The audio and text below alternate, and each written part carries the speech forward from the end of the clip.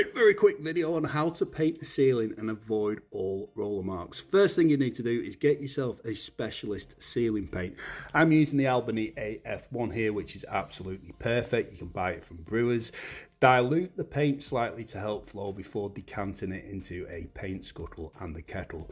If there's loads of natural light in the room, it's a good idea to turn the lights off. That will just help you spot any misses and roller marks, and then start cutting in around the edge of the ceiling. I'm painting the walls in this room, so it's a good idea to overlap the walls, and that way when you come to paint the walls you can strike a nice sharp line.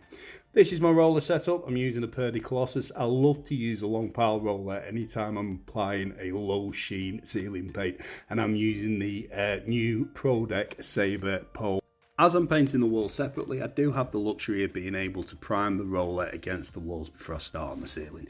This just works the paint into the roller and cuts down on spatter when you go in at the ceiling. Then, this is important, always start at the largest source of natural light and work backwards. That's so that you can look down the paint towards the natural light and you will spot any roller marks or misses as you're working, so that you can go back over your work and make sure you apply an even coat. Once you've applied a coat over the whole ceiling, while it's still wet, it will look something like this. It will dull down as it's drying, and then all you need to do once the paint has dried is you start again. So you cut in around the edge of the room, start rolling at the largest source of natural light and just work backwards. Some people like to roll the opposite direction on the second coat.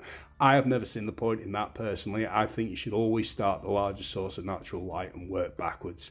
This is what your ceiling will look like after. With the proper materials, proper tools and proper technique, you will get the perfect ceiling every time. Follow me for more decorating tips.